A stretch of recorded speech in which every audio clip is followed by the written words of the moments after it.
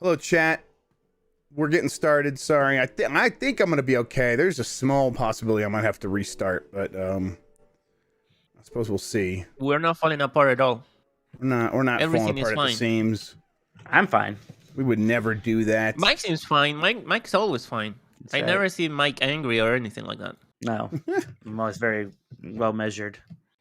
Okay, then let me get Mike's camera, I suppose. I should turn that on. You should, yeah. Do the thing then. Looks like I'm just wearing a black shirt. Like the one patch of graphics is covered up on my mic. I look like one of those people who work in the plays and move the props around. Yeah, you look like a stagehand or whatever. Stage tech. Yeah. Stage tech. Yeah. I look like a fucking dork, is what I'm trying to say. Yeah, my first girlfriend was in theater, and she did that stuff. I was in theater in high school, anyways. I had to do that stuff, and it was theater belittling and dumb. You have a gift for the drama. Back then I was really shy. I only did it because my older brother did, and I was pressured into doing all the same extracurriculars he did. So you were pressured? They would torture you if you didn't? No, it's just social, familial, school, all sorts of pressures, you know? Mm-hmm. Yeah. I wouldn't have done it. I just wanted to go home and play video games. That's the only thing I ever cared about. Shocking, I know. Yeah. Who would have thunk it? No. You like High School Musical? I love High School Musical. I mean, I've never seen High School Musical. I was a little. You never seen High School Musical? I mean, look, I know like Disney. I didn't watch the stuff that they made for tweens when I was in my late 20s. You were in your late 20s when? How old are you? You're not that old. High School Musical. It came out like 2006 or 2005. Like I was a teenager. I wasn't watching High School Musical. I was like 17 when it came out. Yeah, when did High School Musical come out? Because I definitely felt not in the demographic. It was like 15. 16. Yeah, 2006. Actually, so about when I was 15. Yeah. So I was the right time. Shocking, like 25 or something, 24. Yeah. I was in college, and shockingly, I did not identify with all of these beautiful teenagers, so I did not watch High School Musical. Penny, you are beautiful, Mike. Yeah, Penny. Let me log in here. Swear to God. We might do Twitch next time if people actually care about it all that much. What the hell? What the fuck is a Trovo? Wait, what do you mean? Do people care about it? Trouble is like fucking. They're taking over the fucking world. Are they? They're taking over the world. Yes, if people want to start the podcast on Twitch now. and YouTube at the same time. That's what I mean. I mean, most people just watch podcasts on YouTube, but I suppose we could do Twitch at the same time. There's maybe. I don't know if that'd be adding to our audience or splitting it up. See, I don't know. It don't matter. I mean, it would matter. It would matter quite a bit. I don't think you're gonna I don't know. Okay, I'd rather have one good number than two mediocre numbers. Yeah, but trouble is like everybody does trouble here. Like waiting for the invite, Brian. So Argentina. You want to see my trouble stream, and it's like it reminds me of like all right, early PS4 streams on like. It reminds me of early PS4 streams on like what's the name of the streaming service that was on the PS4? I really forgot. Yeah, like livestream.org or some shit. I don't know. Something like that. Yeah. Okay, yeah. There's some people here. This guy's got 4 people watching him play Farming Simulator 22. Okay, Trovo's taking over the world. I got you. Yep. All right, let's see. Okay, I think we're ready to start. You look ready, so I'm gonna head out. All right, have fun. Thank you, Christian. Hey, you guys hear me? Stop. Make sure you got Steam Elements open or Stream Elements, whatever the hell it's called. I got Stream Elements right here. That's what I saw that Trovo. That's the wrong overlay, Jeff. That's the wrong overlay. No.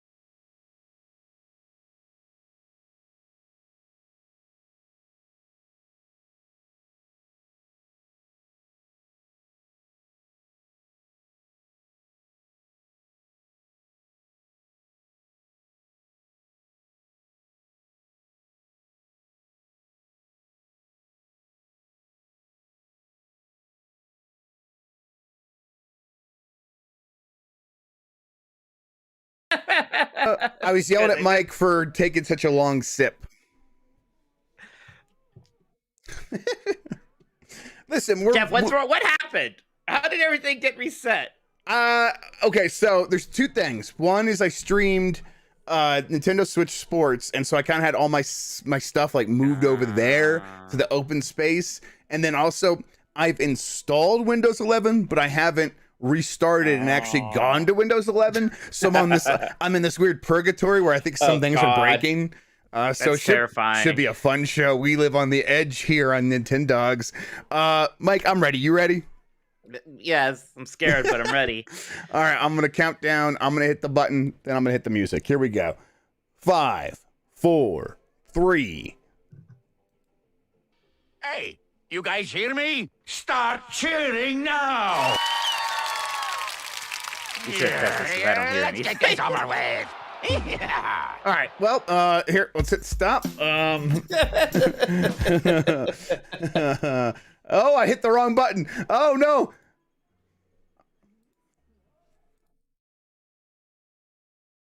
Okay, thanks, Green. Thank you. I'm back. I hit the wrong button. Yes, I know. Oh, that's probably wrong. Chat mic? Do I do chat mic or do I broadcast stream mic? I think I do chat mic. Mike, can you hear this? Hey, you guys hear me? All right. 5, 4, 3. Hey, you guys hear me? Start cheering now! Yeah, let's get this over with. Yeah.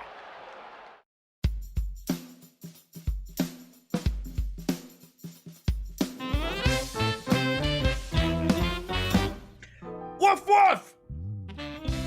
Hi, I'm Mike Minotti, and I am a Nintendog. Hi, I'm Jeff Grubb, and I am a Nintendog. And we are the last of the Nintendogs. Today, Embracer Group is buying a bunch of Square Enix studios. Prince of Persia: Sands of Time is getting remade. The remake. I don't know. Reggie's book is out.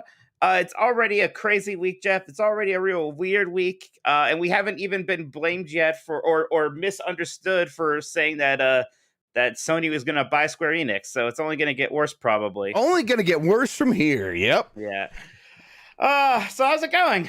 Hey, it's going. I just had the cleaners here to help clean up as we're getting ready to move out, and that was nice. I'm not sure if they did. I feel like they could have done more, that kind of thing where it's like, I thought I was paying them to do all this too, but whatever. They did a lot.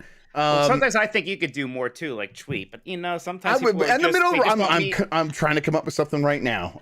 Sometimes people just don't meet our expectations, Jeff. Sometimes people just eternally disappoint us at every turn. Now, look at me. I have to play my AEW bubble thing now because you make me anxious. Okay. This is what I have to do under my desk. If you see my arms moving around, I'm playing with my AEW bubble thing that I got at the show for $5 because I wanted a souvenir, but I wanted something cheap and stupid. It was the last one they had. They got it out of the goddamn glass case for me. You don't know anything about wrestling. You lost at wrestling.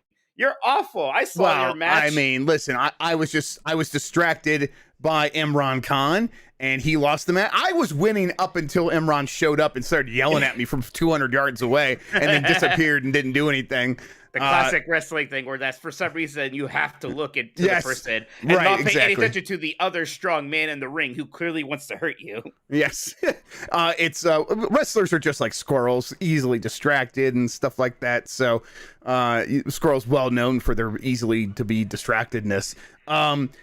I thought that was still a lot of fun, though. If people don't know what we're talking about, I was on Kind of Funny Wrestling yesterday, where they had me in the WWE, the latest WWE game as a creator wrestler, and I did a promo and everything. I think the video for that is going up tomorrow. So if you missed it, it'll be on Kind of Funny's YouTube channel tomorrow if you want to watch that whole thing. Maybe they need to make me now. Maybe they need to bring me in and see if I can get revenge. Yeah, we could be the Nintendogs tag team too. Tag team. We can go for we can go for some tag team wins there. I like that. All right, Jeff, we got a lot to talk about. First thing, big news happened really early on Monday morning. Embracer Group is buying Crystal Dynamics, Eidos Montreal, Square Enix Montreal, and some of their major IPs, including Tomb Raider, Deus Ex, Legacy of Kain. They are buying this from Square Enix for what seems like a pretty astronomically low price of $300 million. Sounds like peanuts compared to these billion-dollar bills that have been happening elsewhere in the industry. Jeff, what's going on here?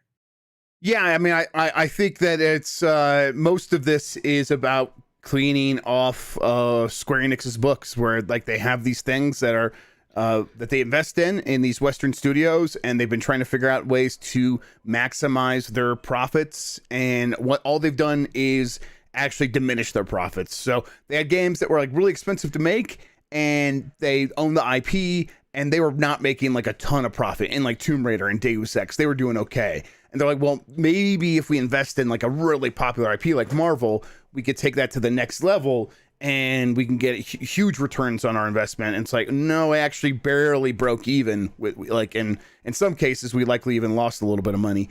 So they're like, okay, well, what are we going to do? What's next? Well, we don't have any ideas. Let's just sell them.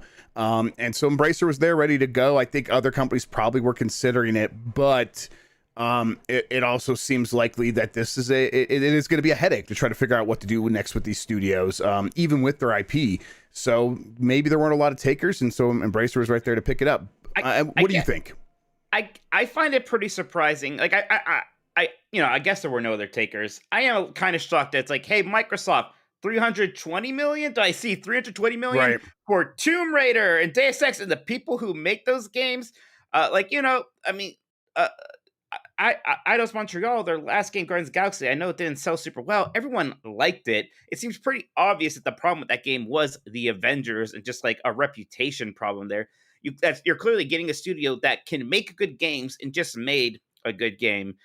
I know Tomb Raider isn't like super hot right now, but that is a very big franchise that at any moment, it's one reboot away from being a big deal again. You think just that franchise would cost something.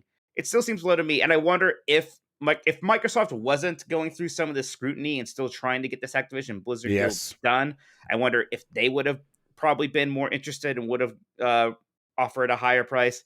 And I wonder if maybe Sony would have, if it wasn't for the fact that they probably are, we'll talk about this more, probably more interested in Square Enix, like the Eastern studios. Yeah. And also maybe they're a little thrown off about Crystal Dynamics working on that Perfect Dark game right now. I don't know. Yeah, so I think it's, there is a lot of liability that goes with purchasing a studio, and we've seen this with WB, right? WB is reportedly in the news again, trying to sell off its studios and then license its IPs, and there hasn't been any takers yet. Maybe that'll change eventually, but no one's like stepping up to be like, yes, we want to buy this studio and then pay you money to make games based on Batman. Like no one's really doing that. And then when you do, like in a similar situation where you do get the IP and the studio, it's not a ton of money because you're taking on a lot of liability. You have a lot of people you have to pay, a lot of administrative costs. It's an expensive proposition. So I think I agree. Like, yeah, like if Microsoft was maybe ready to go, like if they weren't in this other deal, maybe they would consider this. But at the same time, if they were aware that Embracer was the one taking them, I think most of these companies are okay to let Embracer try to figure this out, because Embracer's gonna be willing to play ball with like putting games into Game Pass and to making sure that the games come to every system. So it's probably not like, okay, we had to stop this deal from happening. That's a fine deal. And then if you're Sony, Square Enix is probably the thing you want. It's the company that you've already made many exclusivity deals with to bring their games exclusively to your consoles, and all those games were mostly Eastern studios. And if Square Enix and then if you're Square Enix, or if you're just Sony and you're looking at like, we want to bring in something that is going to be making a consistent profit and something that isn't going to be a headache to figure out, well, you don't want actually the Western studios at that point, because that's like just more trouble than it's worth. And you don't immediately get that boost of, okay, well, we're bringing Final Fantasy 14. We own that now. And it's this cash cow, but then we have these other things dragging down the profitability of this thing, and it helps it make it ruins the sense that it would make otherwise. So when I was talking about like in stories and in Twitter, when I was talking about like, Square Enix is more streamlined, basically it just means they're looking at the profit and loss metrics, and anything below a certain threshold of profitability was just getting chopped off, because they want to be as profitable as possible so that a big company like Square Enix can either justify it to investors or justify it to creditors or something like that. And I think it's more likely to happen than not at this point. I know weeks ago you were saying like Square Enix at PlayStation, like that still seemed like a real possibility. Right. And I mean, I said it, Jeff, as soon as the Activision Blizzard thing happened. It was just my guess. I said, if Sony retaliates, I imagine Square Enix would be the one that they would go after. It would just made the most sense to me. I think it made the most sense to a lot of people. I don't think I was some genius for pointing that out. And, the people who pushed back against it said Sony can't afford them. And I never thought that was really true. But even if you did believe that, well, now Square Enix is a little cheaper than it would have been before because they're not coming with those other studios. Somebody else bought them off. So maybe it's even more attractive than Sony was before. Again, we don't know. This isn't us reporting some kind of a leak or a scoop. But people ask us all the time, what do we think is next? That is what I would guess is the next big one. I think Sony getting kind of the rest of Square Enix there. That would be my guess if I had to pin the tail on the donkey. Agreed. And it's like, we don't know the timeline. Does this Embracer thing have to close first before a Square Enix PlayStation deal could happen? If it's going to happen at all, I honestly don't know. And I'd be interested to see how it plays out from here. So, and even if PlayStation doesn't step up and make a deal like this happen, I think Square Enix is probably still looking to maybe sell. I think, you get rid of these Western studios that aren't working. That doesn't suddenly solve all of Square Enix's problems. They still make a lot of pretty bad bets, and they still are trying to figure out what to do next with a lot of their resources that aren't going towards specifically Final Fantasy 14 or Final Fantasy 16 all those or Kingdom resources Hearts. Are apparently going towards blockchain games, right? Which is either like a lie, like it's not happening. They're just trying to be more attractive to buyers, or it's real, and that's probably not going to work, right? That's probably not going to be a hit. It's probably going to be a disaster, and then they're going to really be in a bad situation. I mean, I guess the world I have the hardest time seeing is Sony pivot, or Square Enix remains independent, pivots to blockchain games, and finally finds its footing because of that. Right. If anyone's going to crack this NFT nut of how do we bring this to the real gamers? It's the guys that brought you Balan Wonderworld. Yes, I just have very little faith in that. But I mean, when you read the whole paragraph, the blockchain stuff it was the second part, and it was it was part of a 3-pronged thing of metaverse and cloud gaming and stuff like that. But the first line is, we're going to use the resources we're freeing up from this sale, which it doesn't just mean $300 million they're getting. It's all the money they're no longer paying to all those employees each month to focus on the games that have been profitable. So they'll continue making more games I guess, Triangle Strategy, I guess, was pretty successful for them. Maybe a few other things like that. And then more stuff like Final Fantasy 6. I mean, how many Final Fantasies can they make? They're making a lot already. So, but I guess they'll double down. I don't know. And then they're looking around saying, hey, we've trimmed down, we've become more profitable. Who wants to buy up? And whether that's Tencent, private equity, whether it's a merger, or whether it's PlayStation or Microsoft or something like that stepping up to buy it, I think something like that is in the cards for sure. Right. And I mean, I don't even some people want to speculate what would that mean for all Square Enix games, or where they're going to come out on. I don't think we need to speculate about any of that yet, Jeff. Who knows? That is that's a whole nother thing away. Yep. I think, Final Fantasy 14 already not on Xbox. I bet that would continue if that were to happen, something like that.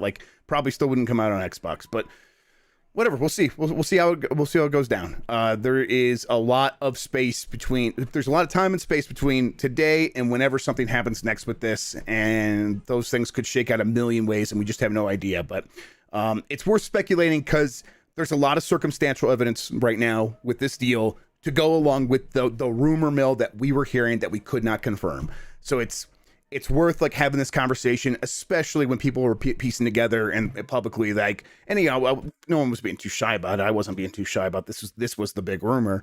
But when people were piecing together this is happening.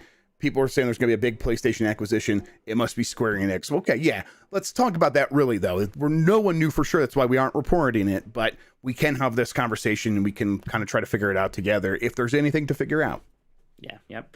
Right now, it's just a little bit of a waiting game. We'll see. In the meantime, though, It's what are you laughing at? So Groove Street said Mom's Fungible Parkour, which is a reference to The Quiet Man and Mom's Dead Parkour, because his mom's dead in that, I think, and he does parkour. God, what a game. Man. I was I was gonna say, in the meantime though, Embracer Group getting those 3 studios, probably a good move for everyone, really. I mean, unless you're a weird like console cheerleader, right? Who like really wanted like Tomb Raider to be a Microsoft or Sony exclusive. Those games will now continue to come out on everything. They're probably going to have more freedom. Like Embracer Group doesn't seem like a very overbearing lord, right? It also, it seems like the kind of company that'd be like, Disney would be like, listen, Guardians of the Galaxy didn't do great, but people seem to really like it. And we think if we were to make a deal again, we could make it happen. Would you be willing to like make a deal? Embracer seems like they'd be willing to have that conversation and probably pony up the cash for a sequel when Square Enix clearly was not going to do that. No, definitely not. And they already, we know they got Tomb Raider coming from Crystal Dynamics, and they even said in like the call that Eidos is working on Deus Ex. So they're both going back to their well here, and we'll see how that goes. All right, Jeff, let's move on to the next thing. I want to say a lot of super chats have come in. We will get to those eventually, everybody. Thank you. Keep sending them. You can send in questions. You can also ask us a question for our topic this week, which is what Sega Genesis game do you want to see on Nintendo Switch Online the most? We will read all of those. If you're watching right now live, please click that like button. It really helps expose the show to more people. And Jeff and I are just begging to be exposed. You can also push that join button, and that joins our YouTube channel, which will get you into our super secret Discord channels.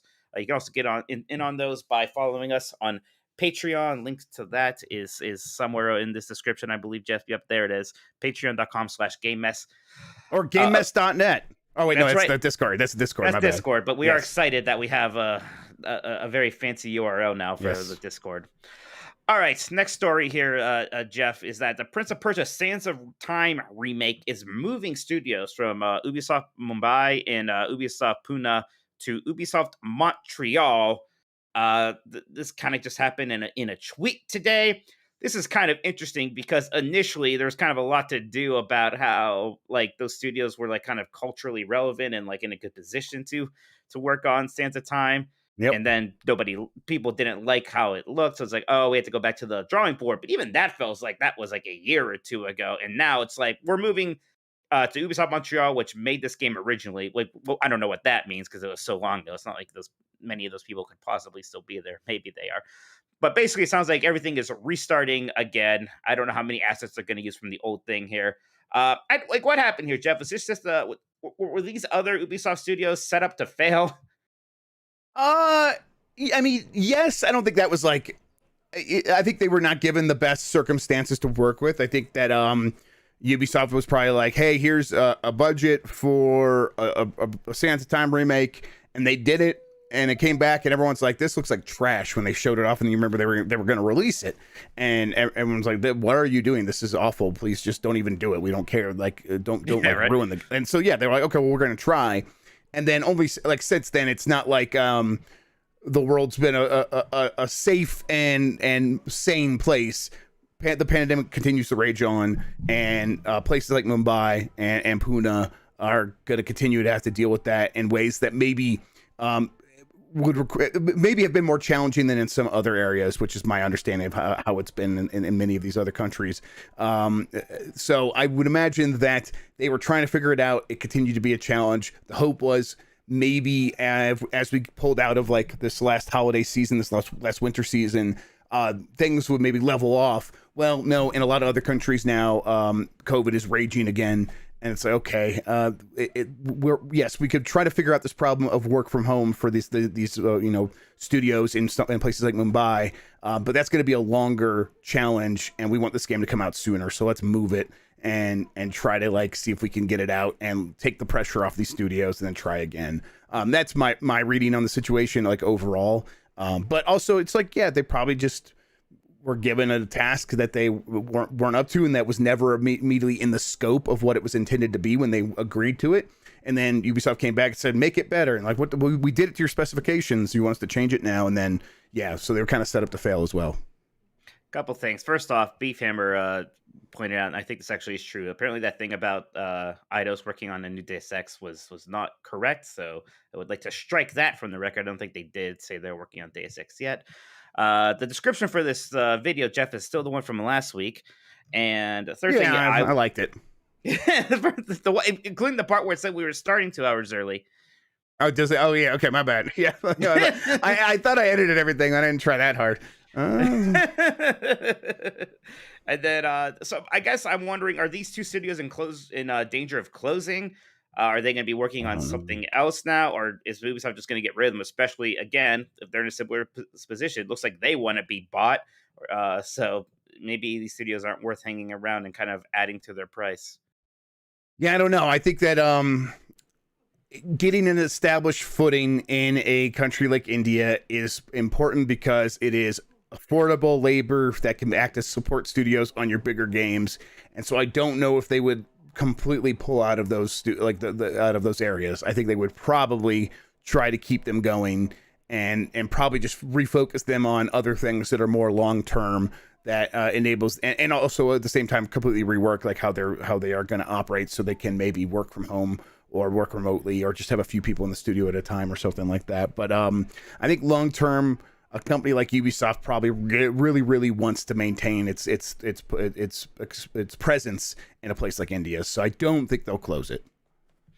All right, Jeff, next thing here. Hey, Reggie's book, Disrupting the Game, is out today. Are you going to get that? Are you going to read through that thing? I am. I'll probably pick it up after I move, though, because another book to put on my giant pile of books doesn't... I never finished Askawada, so I'll finish that first, and then when I move and get in the new place and we get our library set up or whatever in our office, that'll be the first new book I add to it, because I am looking forward to it. It seems like a good read. It seems like a lot of people are having a pretty good time with his insights. Yeah. I mean, it's an autobiography, so I'm sure it's going to be, pretty rosy on his side, which, of course it's going to be. I don't know how self-deprecating it will be, but we get so few looks inside of, like, Nintendo, right, internally, that whenever you can, it's kind of interesting. So that, I'm the same. I think I might even get the audiobook. I'll listen to Reggie's voice the whole time. Why not? That might be a good idea, too. Maybe for the drive. Maybe I could do that. Thrax in chat says... he shits on the Game Boy Micro in the book. And of course he does. He's like 40 feet tall. You can't use that thing. I don't know what he says about it, but probably. I saw him like apparently he had to fight to get Wii Sports included as the pack-in game for the Wii in the US. And Iwata and Shiggy were not down with that. Things like that. But I know in our conference he said that he wanted the 3DS to come out like much cheaper than it did. Yep. Of course, like it was that big mess though. Again, like I bet there's gonna be we're gonna hear a lot about times when he was on the right side of history, maybe not so much when he was on the wrong side. Sure, like maybe he was a big hero for the Wii U, right? Maybe he was really high on that thing. And he invented Crunch. He invented Crunch. That was his idea. It was his idea. Yeah. Well, not Crunch, but there's been a lot of talk about how Nintendo is treating its employees, specifically its contractors. IGN had a new report that came out today by Kat Bailey called Inside the Growing Discontent Behind Nintendo's Fun Facade. This is worth reading, everybody. It's on IGN right now. It's basically kind of going with the sort of dissatisfaction that the contractors are feeling, specifically in that it doesn't seem like there is a reliable way or even a decent way to move up and become full-time employees, and a lot of them feel like second-class citizens because of a variety of issues. There's kind of this thread throughout the story of like things changed at Nintendo when the Wii U was this failure, and things kind of got like a little bleaker at Nintendo of America, a little bit more strict. But when the Switch became a success, it's not like anything ever reversed or they ever got more resources. It's like They just kind of just kept going down that Wii U road for whatever reason. Yeah, I imagine that it's like at a certain point, like they just got really used to the way things were, and they began using contract studios like everyone else, and they're like, hey, that's not our responsibility. We just make the contracts with these companies. It's up to them to treat these employees well. And it's like, oh, if this is your entire way of like, this is part of your business model, maybe the buck should stop with you, because you can set the tone and you could set the current terms and conditions of what a contract studio and how they need to treat their employees for them to work with you. And there's growing reasons for that to happen, because other places are beginning to treat their employees better, and Nintendo will be known as the company that doesn't seem to care about that. And I think it'll probably take some time for them to sort of come around culturally on that, because it's not something I think that they would necessarily think about right away in Japan. But I think they're also going to be the kind of thing where it's like Nintendo of America is very tapped into these things and hopefully can convey this and maybe kind of enact some change. But they have contractors all over the globe, so who knows? I have some hope that it will change, but we'll have to wait and see. I mean, Nintendo America is mostly a law firm and a marketing firm. That's basically what they do, and this is bad marketing right now. So exactly. Hopefully, they're gonna take notice and work to fix this. Speaking of Nintendo, also reports by now I can't remember who because I lost the link, but they are expecting to sell 10% fewer Switches due to supply chain woes. Jeff, we know there's supply chain issues. I will say 10% fewer Switches. It's almost something you would expect to sell year to year in your 6th year anyways, right? Yeah, totally, right? Like they were they did 22-ish million last year, something like that. And I think the fact that they're still expecting to sell 20 million is very, very good. That continues to be why at least you and I at this point are no longer expecting a Switch Pro and not even a Switch 2 necessarily in the next, in that 12-month period, because you're selling 20 million consoles still. Why would you disrupt that? They're still basically just selling all the ones that they can make. Right. And then that's not going to, and if it's not going to stop, it's like, if the problem is you can't make enough, you're just going to kind of keep going in that way. And then they'll just solve those problems. And as you're solving those problems, begin to set up for the next system at that point. That makes the most sense to me. Jeff, now that Switch Sports is out, people are breaking their TVs again with their Joy-Cons now. Yep. I want to know, what's the status of your TV? Is everything okay in the Grubb house? I've never broken a TV with a video game controller or anything like that. Yes, I'm actually surprised. Mine are still good. I'm pretty good at that stuff. I don't use the strap. I remembered out of oh yeah, those strap things are somewhere, and then I remembered where they are. I didn't go to get them or anything and plug them in. I'm not going to use them. I'm fine. I am pretty conscious though. I don't necessarily need to point at the TV when I'm doing bowling or something where you are whipping it forward. I still don't let go of it, but just to be careful, I usually point to the side and just imagine the bowling alley and just do the motion. So maybe I'm being a little bit extra careful as well, and that seems to help. But yeah, this doesn't surprise me at all. You just talked about Nintendo of America being a law firm. That game is basically a legal pamphlet with some mini games where it's every other mini game. It's put the strap on. Listen, we are telling you to put the strap on. If we are not responsible. If you did some shit, that shit's on you, bro. It's not on us, and this will hold up in court, motherfuckers. So yeah, that's how that game feels like. I want to poll strap or strapless. All right, it's coming right up. I'll get it going right now. I want to know how many of our listeners raw dog it. Okay. I don't know why I had to put it like that, yeah. Jeff. No, I understand. I don't know why I am this way. On the Wiimote, there was definitely the Wiimote condom for sure. I'm sorry. Nintendo. Small story here, but Splatoon 3, they confirmed that all the basic weapons from the previous games will be returning. So we don't have to worry about any of the weapons disappearing, I guess. So that's good to know. So we'll have new stuff. And I almost feel like this is not a good story because it's there are so many weapons in Splatoon 2. I would almost like them to want to call it a little scale back and then build back up, kind of. But yeah. Then last thing here, Jeff, tomorrow is Star Wars Day, May the 4th and all that jazz. There is a Star Wars sale going on Switch this week that I thought our listeners should know about. A lot of the sort of older games, especially all those Aspire sort of remasters, are 50% off. That includes Knights of the Old Republic, Republic Commando, Episode 1 Racer, Jedi Knight, Jedi Academy, Jedi Knight 2, Jedi Outcast, and Star Wars Pinball. I can't speak for how good some of these ports are. I played through KOTOR and actually thought it was pretty good, except for a couple crashes. I thought that ran pretty well on Switch. I think Episode 1 Racer actually runs pretty well. Yeah. I know Republic Commando had issues at launch, and I don't know if it ever got better. Now. It's better now. Okay, so I might pick that one up too, although maybe I'll stream that one. I'll just get it on Steam. But yes, a lot of these Star Wars games are on sale on the Switch, so if you're looking... I usually like to play an old Star Wars game for May the 4th. I think actually I played Jedi Outcast last a couple years ago, just randomly on May the 4th, because that's something I wanted to do, and it was still great. Look at these goody little two shoes in our poll here, wearing the strap, Mike. I'm a bad boy who goes strapless. I would have guessed you go strapless. That's for sure. Yes, lazy is what it is. All right, Jeff. That is it for the news topics this week. We have a bunch of questions from our Discord listeners. Why don't we get to those, and then we will get to those super chats. How's that sounds sound good. to you? Visualizer says, I was a Nintendo baby growing up until I was a teenager, so unfortunately I won't be able to contribute to this week's prompt about Genesis games. My question is then, what is a hidden gem Genesis game I should play?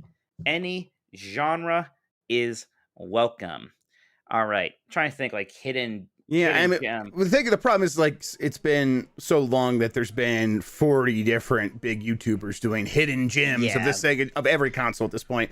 Herzog's Y is pretty interesting. Herzog's Y is like it's like a shoot 'em up with base building elements. Yeah, kind of like an RTS shoot 'em up. early RTS console RTS sort of thing. Yeah. There's a YouTuber called Sega Lord X who does a lot of Sega content, and he's done a lot of like hidden gem videos for Genesis. That's the name of my weed dealer. Nah, Sega Lord X. I believe that. I believe that. I know like the Adventures of Batman and Robin game is basically like it's a run and gun actually, where you just like throw out a million batarangs and it's surprisingly good. So maybe that's one you can check out. I mean, I will say like if make sure you kind of play through the core Genesis games, because a lot of those some people miss out on. Like if you haven't played Shinobi 3, yes. Play that, yeah. Make sure you play kind of all the biggest. Shinobi 3 is not a hidden gem by any stretch of the imagination. But that's the whole entire point. Is like it kind of it's hard. Like Shadowrun's actually pretty neat on Genesis, but it's, hasn't aged great. I've heard. Yeah, go ahead. Sorry, Thunder Force 4 is just again that's like almost just a straight up good one. So the Ronald McDonald game made by Treasure is way better than that's a good one.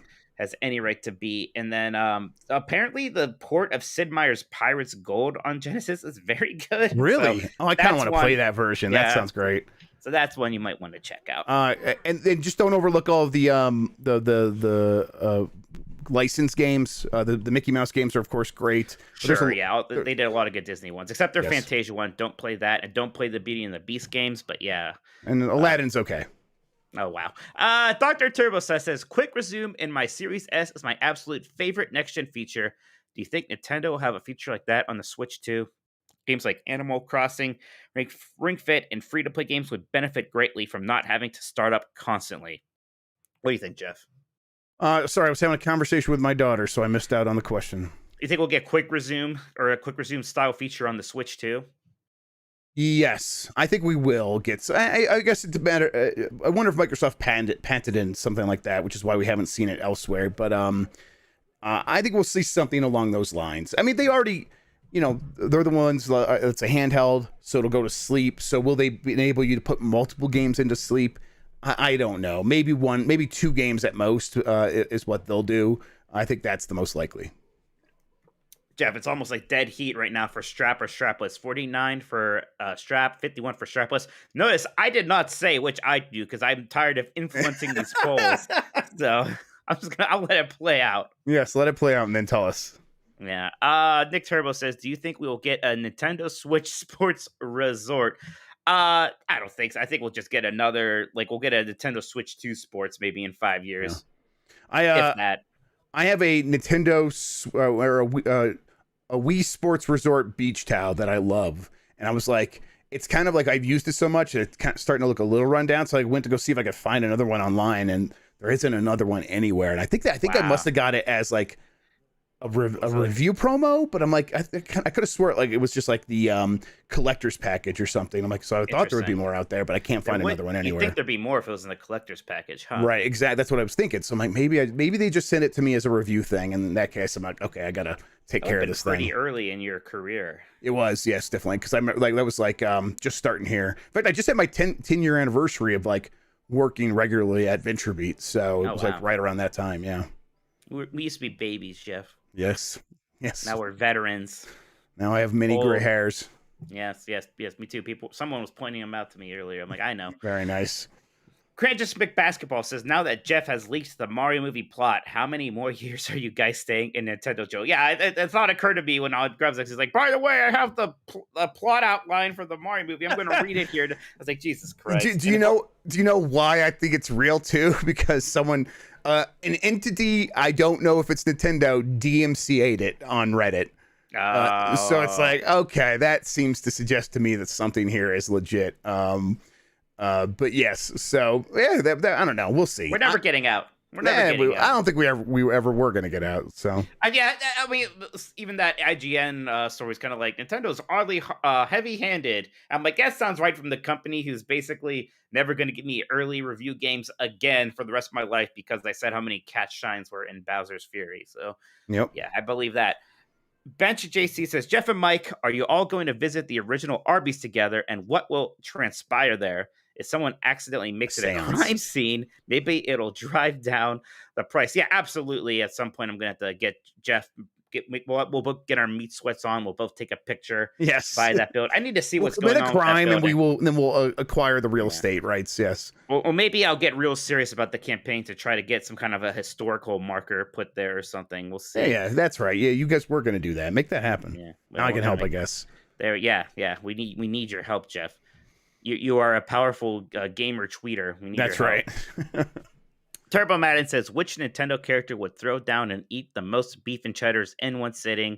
By the way, you're banned from saying anyone obvious like Kirby and Yoshi. Oh, wow. Well, I was just going to say Kirby or Yoshi. Gosh, who's like the other big eater? Well, I think Waluigi could pack it down. Like, he looks like all those competitive eaters, like really weirdly skinny and long and lanky. Yeah. I bet Waluigi could just pack him away. I think you might be right. I think you're onto something there. Yep. No, Juan, it's an island. Says that's pretty. Yeah, that's funny. Dear Nintendo Pooches, I'm playing a Neo Turf Masters on my Switch as a way of winding down before bed, and I'm thoroughly enjoying it. What are some of your favorite Neo Geo games available on the Switch or otherwise? Also, since it's a new month, could you give me both your best Timberlake? It's gonna be me. There's mine. It's gonna be me. There you go. There you go. Chat, let us know who did that better. You know, it's funny. For me, Neo Geo is so much more Neo Geo Pocket Color than it is like the Neo Geo Arcade. And they actually ported a lot of those games to Switch. I like that Marvel versus SNK or SNK versus Capcom for the Neo Geo Pocket Color a lot. And I also, that the card game came out. I haven't played it yet. That it's the same thing. It was just SNK versus Capcom, like a digital card game. And that's out on Switch now.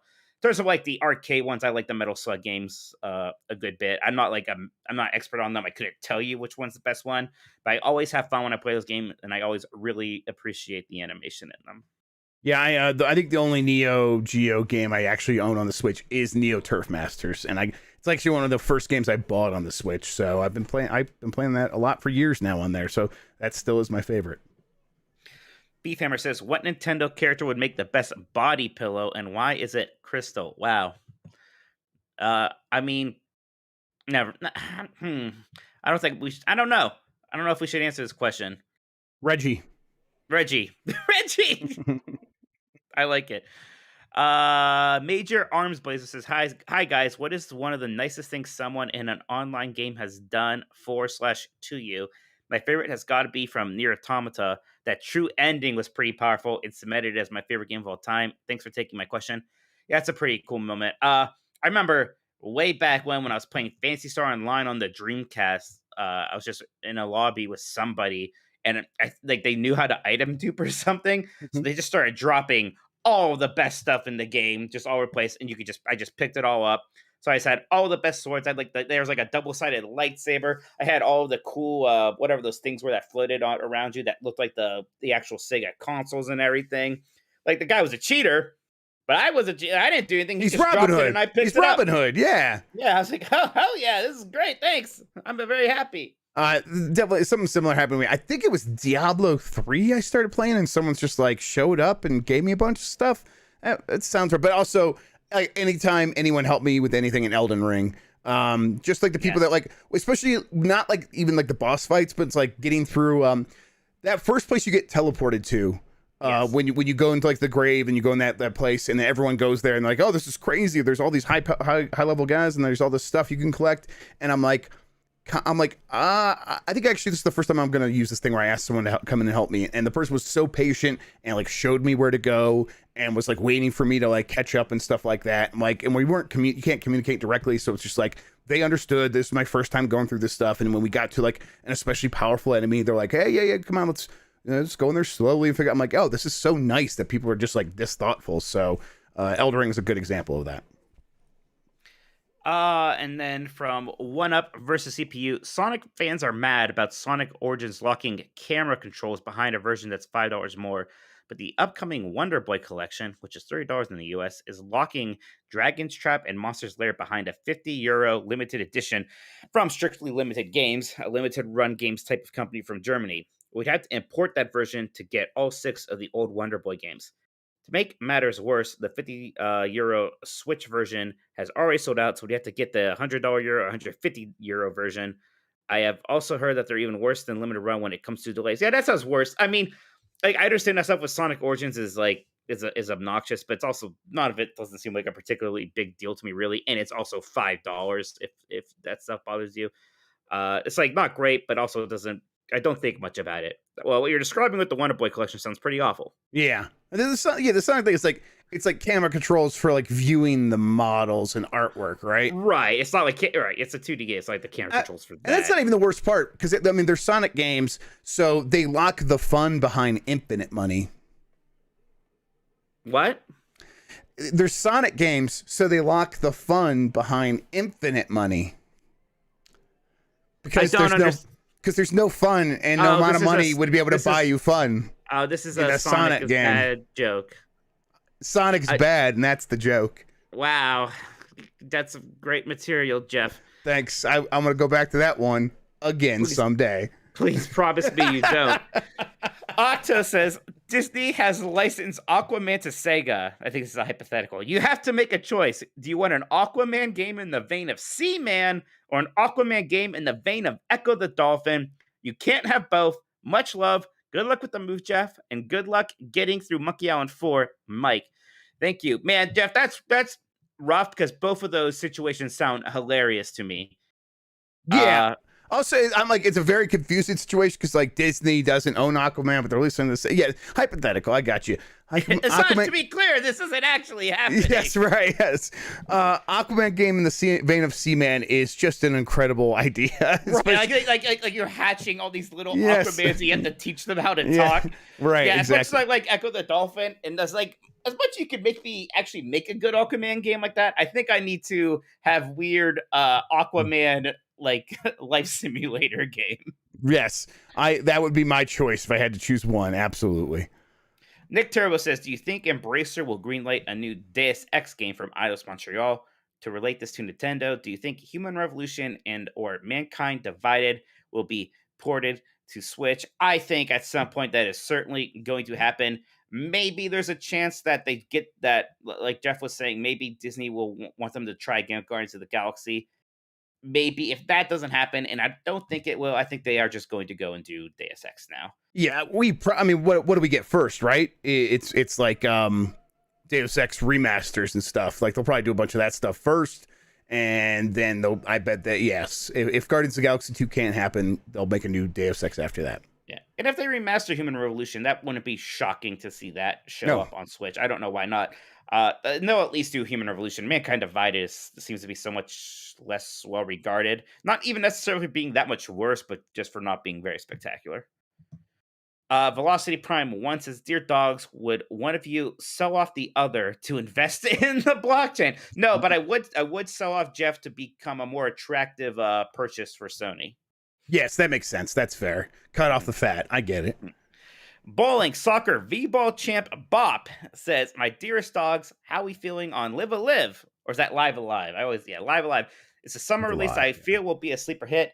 Maybe it's because I'm coming off Triangle Strategy, which was simply not talked about enough for how good it was through this busy spring. But I think this remake might surprise a lot of people, especially RPG fans, trying to get them to the fall. I'm pretty excited for Live Alive. Part of me is, Jeff, I was like, I'm not playing Triangle Strategy. I don't care. I don't think I'm going to be into it. People have said a lot of good things about it, and I'm There's a demo. Like maybe I need to. There is a demo. I'm going to try the demo too. Yes. So yeah, maybe I'll do that soon because I actually can play something new here soon. Live Alive looks so good. Yeah. It's probably not for me, but it looks like a lot of fun. I'm pretty excited for it. Thanks, Pennywise. Sean. Thanks, Sean. It's What's Sean do? pronounced. It's pronounced, and then he just puts the name of the game in quotes. Thank you. That really clears it up. From where was I? From Pennywise. Happy day, Nintendogs, 9-Inch Nail Dogs, right? I know bands. Yeah, there you go. So I know there has been some hot takes around Super Metroid status as the GOAT.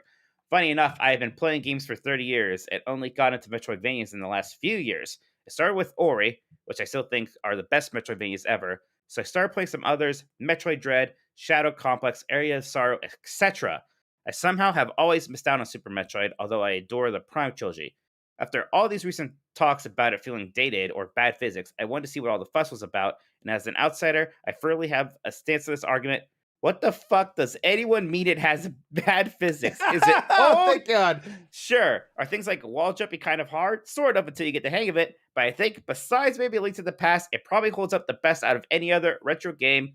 With that being said, I would love to get your guys' suggestion on some other amazing Metroidvanias I should play, except Hollow Knight. That game unfortunately not clicked for me. Damn it, Pennywise, you were winning me over so well until just then. Pennywise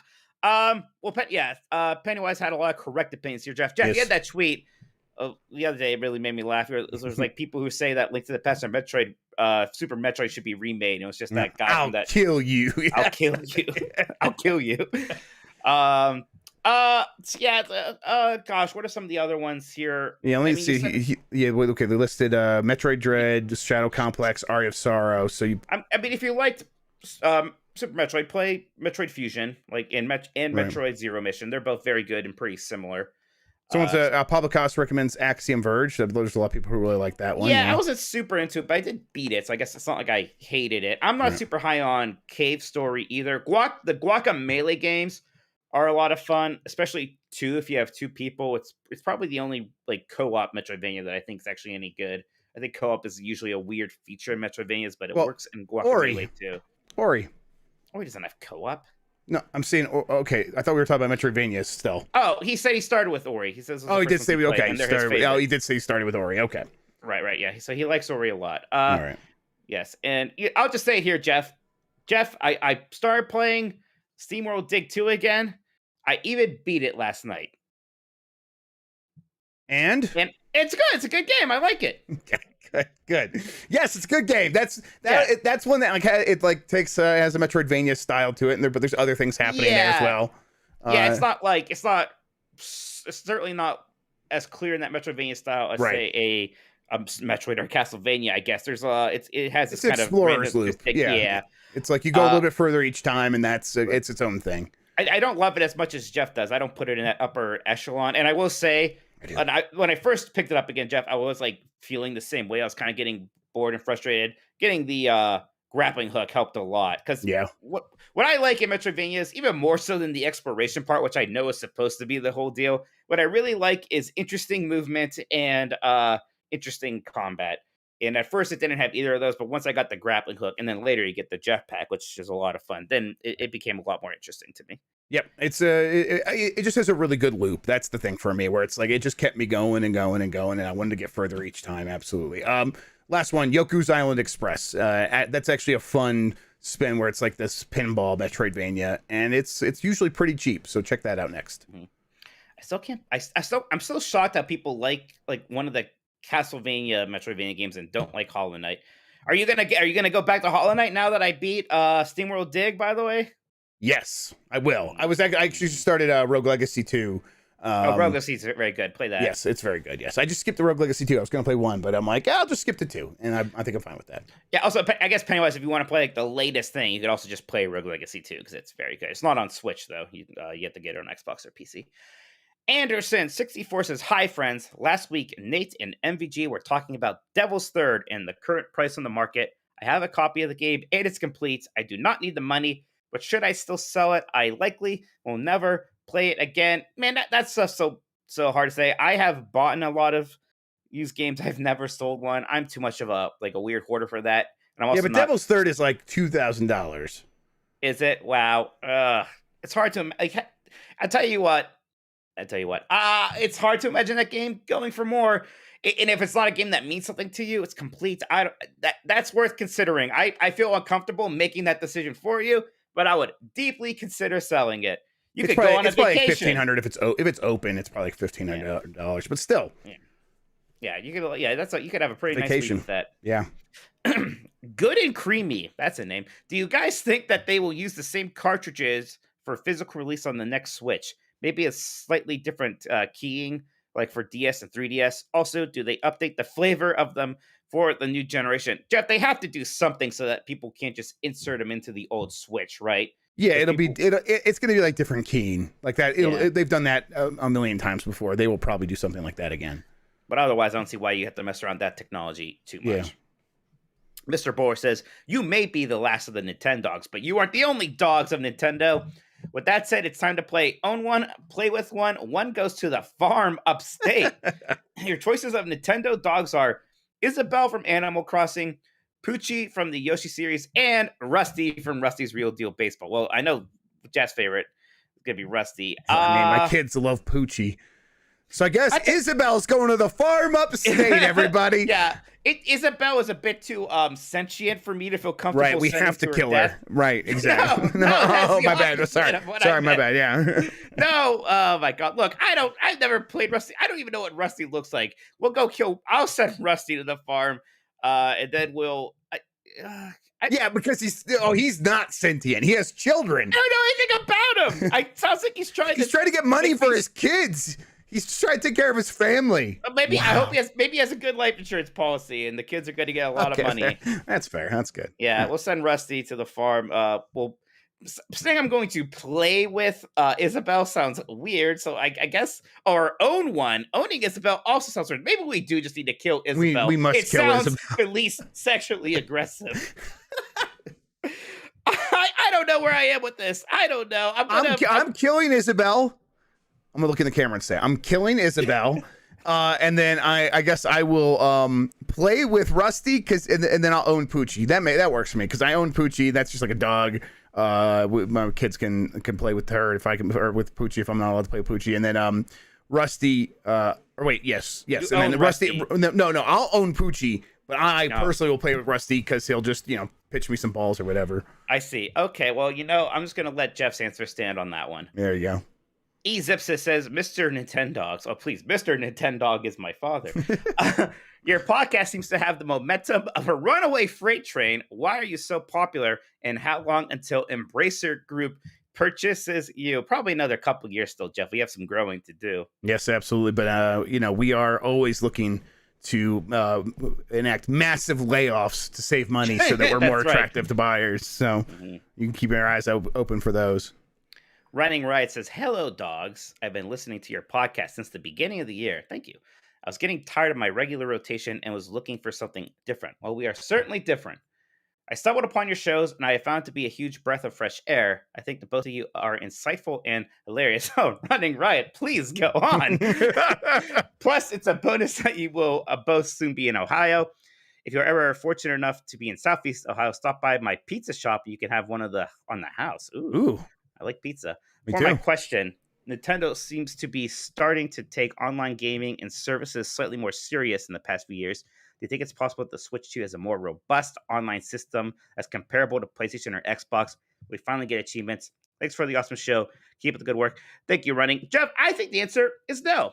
I mean, we asked this is like the third time we've asked this question, right? Like, well, surely by now they're going to make something as good as Xbox Live on the 360. Remember when DNA was going to come in and save it? Like that Japanese company with like the mobile, like they're going to do their back end. It's going to be just like Xbox Live, and then they'll make some mobile games. And like none of that.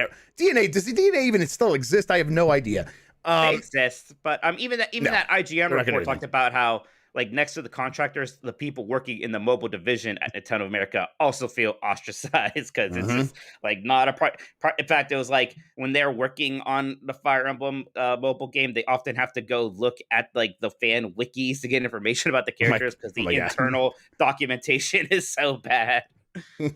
So, I don't think we're getting achievements. I would hope it's slightly better. That's the best you can hope for. I hope that we don't have to download the app on our phone and we can download the app on the Right. system instead. Let's get there first. Right. I definitely don't want it to regress. And I hope they kill the mobile app. Like, if they kill the mobile app, that'll be a good step forward. You'll still have a friend code. Like, I'll tell you Yes. that right now. You will have a friend code on the Switch too. I think lawyers made that decision a long time ago, and it's just going to stand. Turbomination says, how do the Nintendogs feel about the game series Nintendogs? Do you want it to come back? I think the game series is fine. I don't want it to come back because it'll mess with our whole being the last of the Nintendogs thing at this point. Yes. So for the sake of branding, that series needs to stay dead. Yeah, I don't want them to like have their lawyers start Googling Nintendogs to see who's using that and then come after us.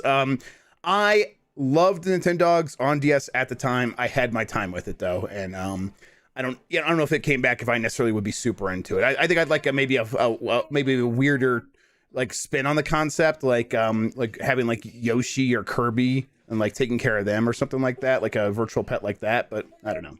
You just want it to be Rusty. You just want to take care of Rusty. I want to take care of Rusty. That's right. Yes, Yeah. I would say. And then leave Isabel starve. Kill Isabel. Dugan says, I think Jeff had recently said that Nintendo cares about the shared experience. I took that to mean couch co-op and in-person gaming. What would it take to move the needle to have better support online? We saw in the leaks that Pokemon may have link cable trading over the internet. A small move, but could pay off dividends. Does Microsoft or another big online gaming player have to step in to help? So kind of like what we were talking about here. What's it going to take? I think they would have to actually be in trouble, right? Like Nintendo's only going to make big moves like that if something is really wrong. And nothing's really wrong for them right now, right? So I don't think I'm like really revamping their online strategy. Yeah, I think they've made some, like, this Nintendo Switch Sports is mostly played online. Like, it's mostly an online game, and they clearly seem to have done that in response to the pandemic. I think they're like, hey, we want to make sure that people can play this with friends even if they're stuck at home. So something did happen and they made some changes. But they, a lot of the games they were making through the first half of the pandemic were party games, and even their games that would make sense to have a pretty robust online, like Mario Golf, was sort of, that stuff was being deprecated in favor of having party stuff where it's about playing with your friends in person. I think going forward, they will probably keep the online stuff growing a little bit because they're cognizant now of another pandemic could happen at any moment. But when they do it, it's not like it's a great system. Mario Party's pretty okay, or Mario Party Superstars, the most recent one, and Nintendo Switch Sports is okay. But you can't like just party up and go into a game in Nintendo Switch Sports. Like, that stuff still isn't even there. So it's still not a great system. And that does seem like it's about as far as Nintendo's going to push it. And then VJ says, Mike, all this lead up to Lightyear makes me wonder why Buzz Lightyear of Star Command isn't on Disney Plus. Was it bad? Was someone canceled? Was it racist somehow? Does it have slaves? I guess I didn't know it was on there. I actually didn't get to watch the show very much just because I could never find it on anywhere. But the straight to video pilot movie, I actually liked that a lot. Yeah, my daughters like that a lot. Oh, good night. Yeah, I thought that movie was really funny. I liked the new characters that they had. Nova, XR, and the fat guy. I liked that whole thing a lot. And I remember being bummed I couldn't find the show on more, which is maybe part of the reason. This was after Disney Afternoon, so, and maybe even before Disney One Saturday Morning. I don't even know if it was on that block, the one that had Pepper Ann and the Recess. So it was kind of like in this weird nebulous state where it was basically just syndicated. I don't think they made that many episodes of it. No, there's not much. I think it's on YouTube. Really? The kids were watching it somewhere. So, maybe they were just watching pirated episodes on YouTube. And I do think that Pixar didn't like it because I think just because, not because it was good or bad, but because I don't think they had anything to do with it. It was Disney's thing.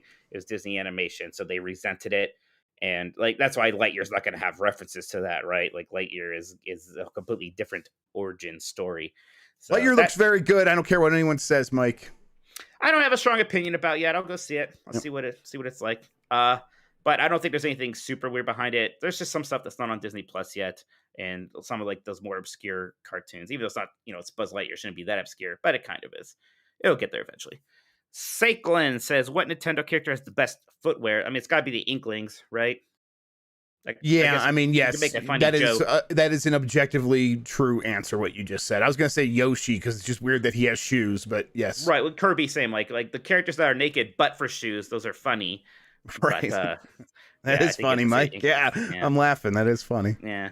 See, I knew it. Hosp says, "Hey yo, splendorous dogs. You've had 4 days now. Time to fess up your top bowling score on Nintendo Switch Sports. I think you will find my 180 not too shabby for pesky European." Jeff, my copy actually just came in yesterday. I haven't started it up yet, so I do not have a bowling score yet. I got into like 188 when we were playing the other night. That might have been when I was playing against Dan Reichert and his sister. They were, playing against their community, and they had me come in as well, and I was beating them really bad. And then in the last game, Dan bowled really well, and he beat me. But his sister is just a killer. She got strike after strike after strike, and she got like 260 or something. Like, she had such a good score. It was like insane. And she was the best player when we played Mario Party. So I'm like, I'm afraid of your sister, Dan. She's really good at video games. So yeah, that was scary. I'm like beating these people easily. This is child's play. And then she did that, and I got like very scared. Maybe you need to do doubles on one of the games and take on those records. Yes, that'd be fun. Nintendo Bro says, "Mike, you were a topic of discussion in this past weekend's Mario Kart 8 community hangout. I think I remember you saying this before, but I had several folks doubting me when I said it, so we need to hear this straight from the Nintendogs' mouth. Are you 5'10"? Now, this is interesting. I wonder, what do people think I am? Chat, how tall do you think I am? I want to see it right now. What's Jeff, in the poll? How tall do you think I am? Let me try to remember. Okay, so I, for reference, can I say what my height for reference? Sure. I'm 6 feet tall exactly, everybody. Okay. And you are not significantly shorter than me. You're just under me. So I think 5'10" is probably right. So our last poll of the Switch Sports, do you go strapless, wear a strap? Strapless was 54% and strap was 45%. So Jeff, people got a bit more dangerous. Yes, apparently, yes. Yeah. Mike, do you wear a strap? Actually, I'm just lazy, Jeff. It just depends. If the strap's already on there, I'll wear it. I'm not going to go on my way to get it. Just a lazy jerk. So I guess I'm not too surprised. People think I'm shorter than I am. I am 5'11", and that might be slightly rounding up. 5'10" is close enough. If you said 5'10", I wouldn't fight it, but I'm actually about 5'11". I'm just under. I'm just a little bit shorter than you, Jeff. That's a good way of putting it. Yes, you're just a touch, like right there, yeah. Mm-hmm. I do not need that surgery everyone's talking about. I don't need to get. I tell you, sometimes you have to look for the bright side, Jeff. And I was like, wow, people pay a lot of money just to get a surgery to be taller, and they're still not as tall as me. So I got that exactly. Going. Yes, that's what I was like too. I'm like, Jesus Christ, thank God I don't blame people who feel the need to do that stuff. There's plenty of stuff I would change about myself, but like, yes, trust me, yes, absolutely. We got that. Yeah, 5'11" without a strap. Yeah, I don't need the strap so I'm good. I think we got a couple more here from God Rizla. What are the must-play Game Boy Advance games that aren't the obvious ones like Pokemon, Advance Wars, Mario, etc.? Order myself a refurbished LCD screen, one with an easy flash. Mega. The must play. So many good GBA games. Let's say the ones that are still exclusive there. So like not the Castlevania ones. All right, anymore. Stuntman is a fun one. It actually is a legitimately fun game. And I only ever played it on the Game Boy Advance. It's one of those weird 3D Game Boy Advance games. But it's pretty good. What is that? Car Combat Joe or whatever. What is? Help me out, Sean. I don't know that one. Okay, hang on. I was thinking that Astro Boy game. Astro Boy's fantastic. Yes, Astro Boy is very, very good. That one is super fun. Car Battler Joe, I think is what it is. That's actually a really fun one too. Car Battler Joe. Tony Hawk's Pro Skater 2 on Game Boy Advance is way more fun than it has any right being. That one would probably, I would probably call it essential-ish. I'm looking for that one. I know right now pretty hard. And Fire Emblem, some of the Fire Emblem games on there, especially I like Sacred Stones quite a good bit. Yeah, the Game Boy Advance library is just so deep that you're gonna find a lot of good. Like you'll go through all like the essential ones that are well known, and you'll still be going through those for like a year. Right. I mean, people have Golden Sun. I know I need to play those. So got some. Yeah. There's Joe Danger in chat. Gunstar Superheroes. Was Joe Danger what you're thinking of? Because is that even a game? It is Car Battler Joe. It is Car Battler Joe. It's if you haven't tried it, you should try it. It's good. Advanced Guardian. Boktai. Yeah, man, Boktai. Double Dragon Advance, is that good? That's interesting. I might need. Yeah, Mario Golf on there is very Mega Man good. Battle Don't Network overlook games, there's that. a lot Yes. I mean, Boktai. yeah, I don't know if Boktai Boktai. would work on your thing, but yeah. Well, hopefully.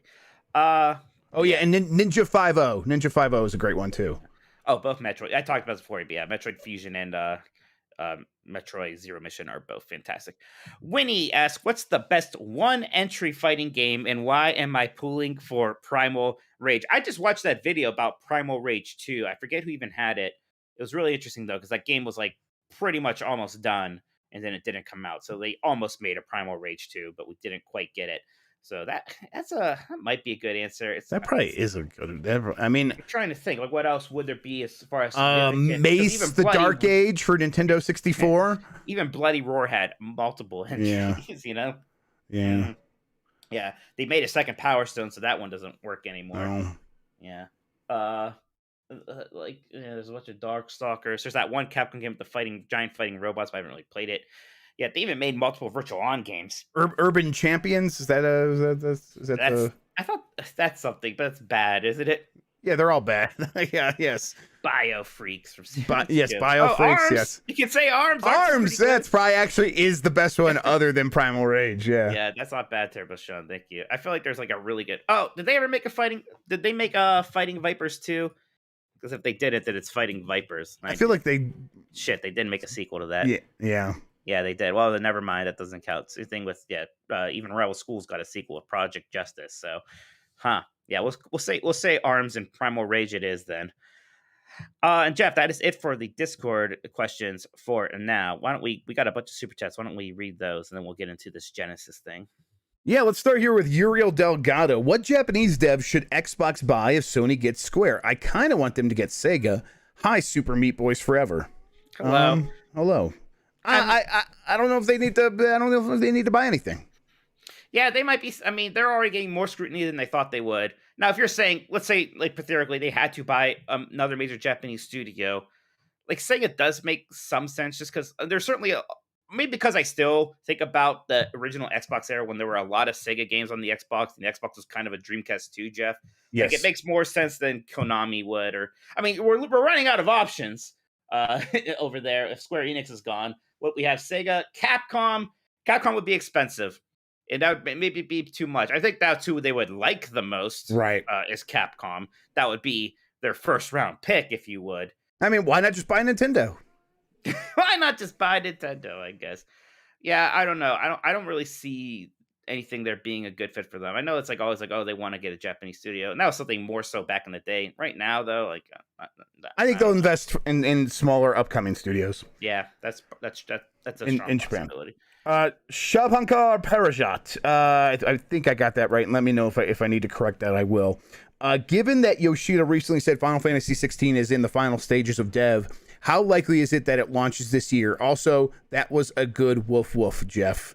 Yeah, thank you very much. I think it's still probably not going to come out this year, no. but if it doesn't, I think it's early next year. It is a weird thing to say randomly, like, yeah, we're in the final stages of development. I wonder if there's a translation thing there, or there's like another word in Japan that kind of means late development that got translated to final stages. Right. I don't know, but it's because it's a weird thing to just randomly say, especially when we haven't had a significant update on it in forever. We'll find out by this summer. I'd like to think I'd be super happy if it came out this year, but who knows? Yeah, I agree.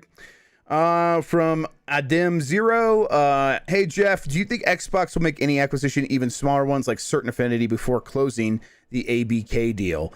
It's not out of the realm of possibility. They legally are allowed to. Do they want to draw more scrutiny than they're already getting by doing something like that? I don't think they do, and I don't think they're in any rush. Like a lot of the studios that they'd be willing to purchase, I don't think they necessarily need to go out and do that. If they are forced to, I think they would. But I don't think they're going to be the one initiating it. So it's probably not going to happen. From Passantheri, Mike, please write in J.D. Mandel in today's Senate R primary. Just imagine you're voting for Wario or Waluigi, whoever you think is more redacted. I'm sorry, I already voted actually, and maybe I'm too much of a good boy who wears his strap, but it did not occur to me to just ask for the Republican ballot. Yeah. From Nintenderic, where can I buy an I Heart Embracer Group T-shirt at? Keep up all the good work you do. We should just make one ourselves. I'll draw one right now. Yes. From RDX Son of a Fet, I work insurance construction. If you have physical games, insurance will only give you yard sale value. I buy digital because I'll just buy a new console.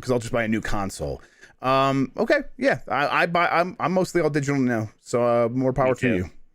I just don't. I find I just don't care, Jeff. I'm just too lazy. Yeah, I think like some people get really soapboxy about that whole thing, and I was like, it's good for you, but I just don't care. I'm not going to take it away from them. Microsoft and Sony will take it away from them eventually, but I at this point, I'm just like, I don't get much joy from it. There's other ways that I would like to express my fandom than that. And to me, games are much more about the experience than the ownership of the shirt.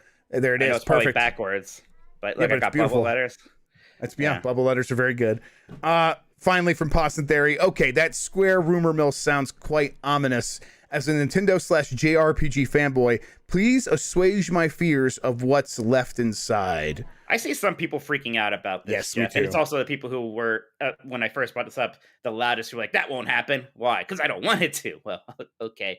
But I mean, first off, we don't know. I don't know. Like, Sony is letting Bungie release games on other platforms supposedly still. They could make that decision for Square Enix. Even if they didn't, though, and I understand it's bad if you like only have a Switch or something, but I can't imagine even the most diehard Square Enix fans are super happy with that state of the company right now. I know they still can do good things like Final Fantasy 14 and Triangle Strategy. There's a lot of iffy stuff there, and what they're publicly saying, our future is blockchain. That's what we believe in.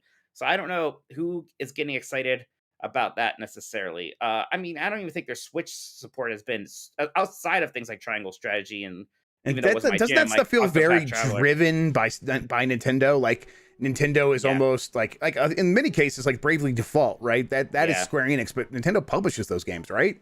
In Something some like instances. Yeah, I think they might. That sounds right. I think they might have published Octopath Traveler, right? Or am I crazy? I think maybe originally on Nintendo. I think they did. Yeah, it feels very much like Nintendo's driving that stuff. And if Square Enix, listen, I get if you're a JRPG fan, so I'm not speaking because I'm not. But I think Nintendo would find another way to bring those kinds of games out. Yeah. I mean, Square Enix isn't bringing like the pixel remasters over there anyway, right? It's and we get like even when like some of these ports come over, like Chrono Cross, they're not as good as they should be. So the support hasn't been great anyways. Right. Although there's like still exciting things like Live Alive. I understand having some anxiety about it, but again, we don't know what's going to happen. Right. We don't know. So to assuage your fears, people pointed this out, and they're not wrong. When we do hear these rumors, a lot of times things end up going a completely different direction. Yeah. We did hear that Microsoft was talking to Bungie, and that did happen. But that's like the level at which the rumor is at right now with the Square Enix and Sony stuff. It is that they are having a conversation, and maybe something will come of it. But things could go completely sideways, and maybe someone else will buy Square Enix, or they'll sell to some private equity thing, and that'll ruin it in a different way. And then you'll have to have different fears. I think that bird who has just been smashing his face against my sliding door forever has finally actually built his nest. He's great! Like scoping the spot out, I guess, for week first. There's so many smudge marks on my sliding window where this bird has just shoved his beak and face against my glass sliding door because birds are stupid. Wait, Music 3KZ said that, Mike, did you know Stone Cold Steve Austin is a Sonic guy? Cody Rhodes is a Zelda fan. I know Cody Rhodes is a Zelda fan because back when he was like a rookie in WB, he had the Triforce on his tights, and he always has video game themed entrances. He did Metal Gear 1 at some point. He did Alucard from Castlevania. The idea that Stone Cold Steve Austin is a Sonic fan is hilarious, and also proves how wrong Jeff is about that whole franchise.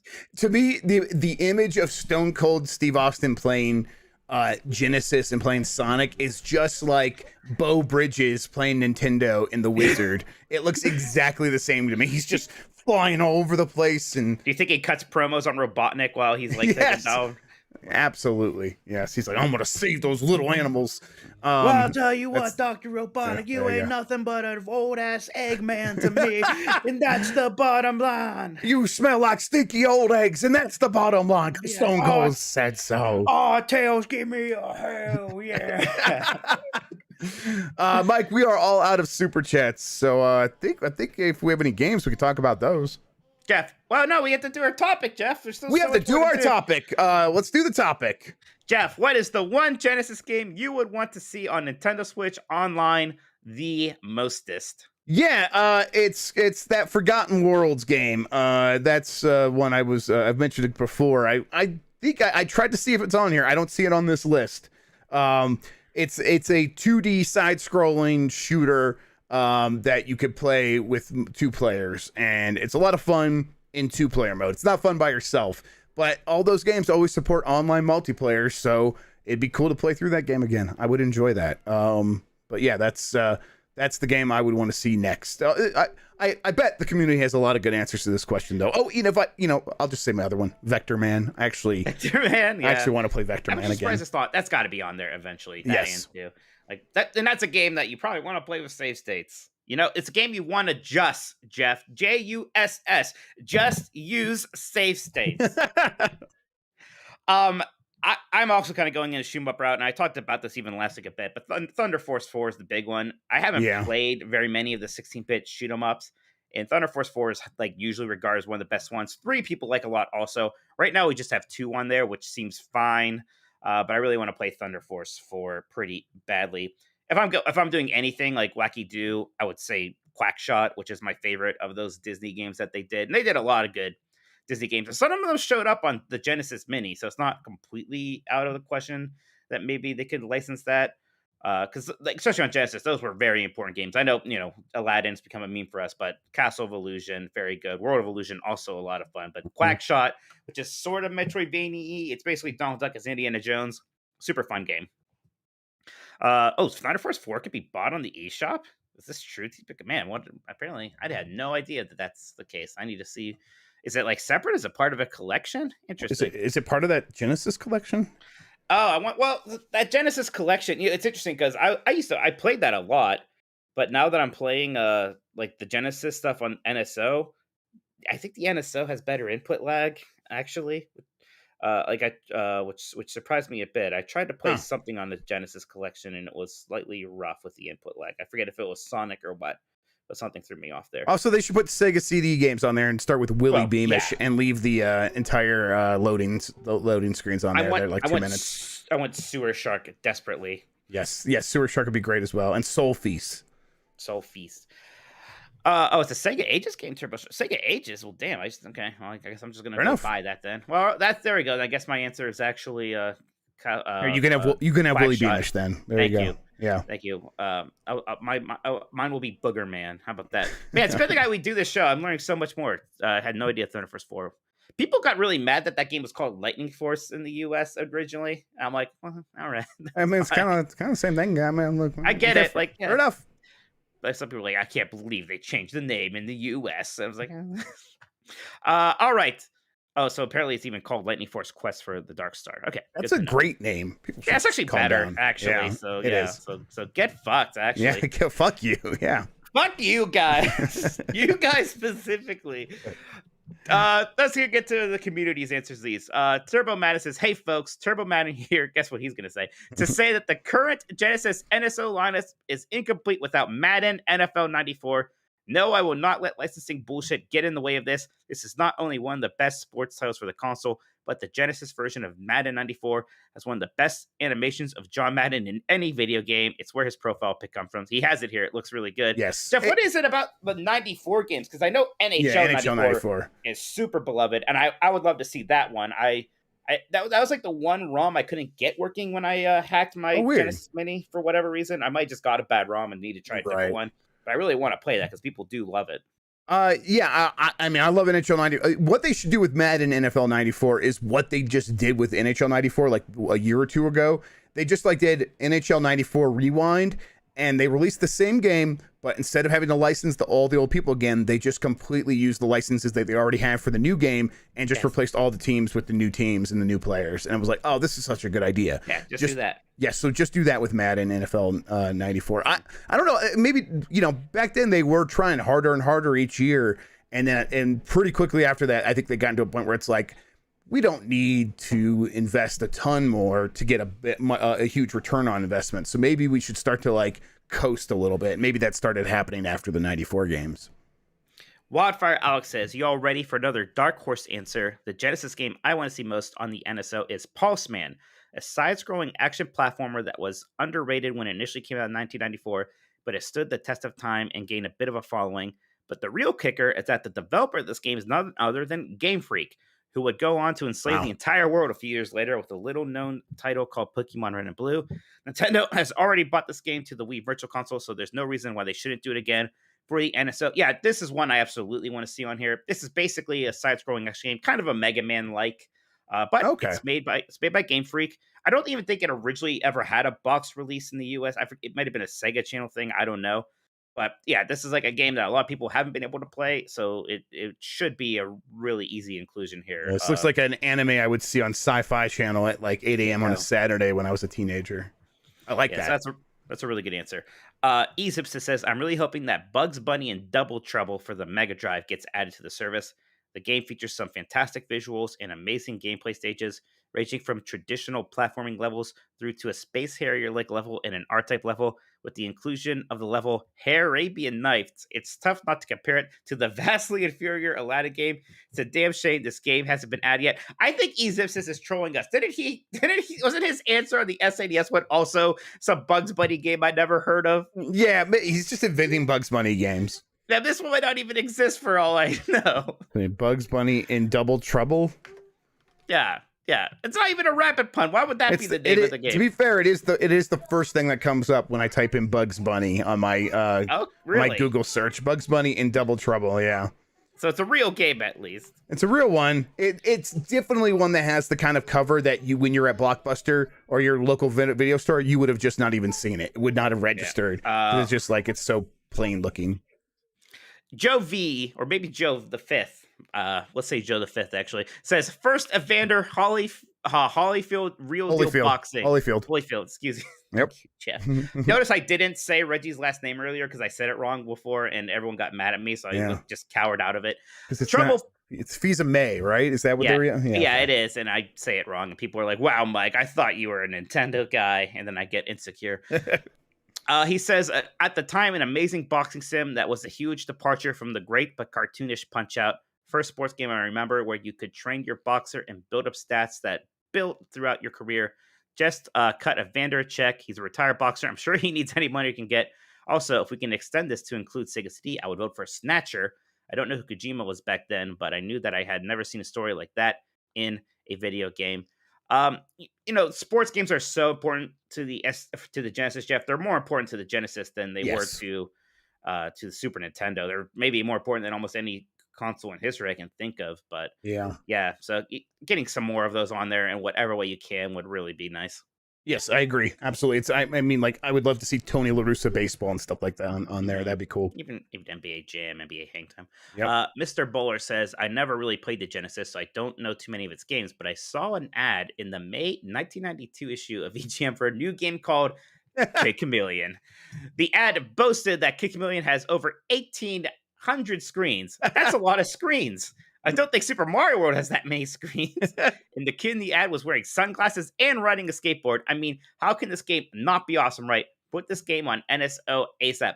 Jeff, I always actually wanted to like this game as a kid because the marketing worked on me. I was like, this kid looked cool. I want to be cool. I like this cool kid. But the game was not very fun, and it turns out that is an obnoxious amount of screens to have in one game. By screens, they mean levels. Too many screens. And it's like, there's no saving. I don't even think there's passwords in the game. It's ridiculous. You can't beat it. You have to just use save states if you want to beat it. There's a Kid Chameleon's a piece of shit. It's not bad, but it's not very good. Dr. Turbosas says, I was a Genesis kid, and the game I loved was Tasmania, a completely generic licensed platformer, but I want the impossible. I want Michael Jackson's Moonwalker. Yeah, I mean, Michael Jackson's Moonwalker was a good game that has no chance of getting on there. Just zero. Yeah, you're gonna go ahead and commit that crime to your heart's content. I only just recently found out that the original arcade version of Moonwalker is an isometric game and it's completely different. So I kind of want to check that out at some point. So there was Tasmania and then there was also Taz Escape from Mars, and I know I played both of them at certain points. I think Tasmania was my first cartridge that ever just broke. It just stopped working like while the Genesis was still around. It was weird and it always upset me. One Up versus CPU says Crusader of Senti. I haven't played much of it, but it looks like the most Zelda-esque Link to the Past clone I've ever seen. I like to play it and see how Zelda it really is. Yeah, this is like one of the more well-regarded Genesis Zelda clones, of which there are a few. I haven't played a whole ton of it myself. No One, it's an island, just has a picture of Sonic and Knuckles, which will not be coming to the NSO because they're going to make you play for Sonic Origins to play that. Mm-hmm. Diogo RP says, "Hey dogs, there are surely much better games, but I'd love to see Fantastic Dizzy added to NSO. I have fond memories of renting that game from the local video store as a kid with its great soundtrack, and the minecart level stuck in my long-term memory for some reason. I struggle to remember its name, but Googling Genesis A game did the trick." Oh, now I know what you're talking about. There was a lot of Dizzy games, like they were like for Amiga or something, and some of them came to the NES.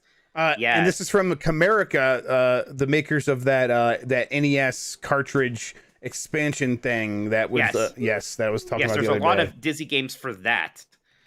So yes, Dizzy's. I had never played Dizzy game. I only know about them from watching all these YouTube videos recently. I was like, what the hell is this? But there's they're like puzzle platformers, kind of. They're weird. Ben JC says anything but Sonic because Sonic as a franchise isn't good. Wow, okay.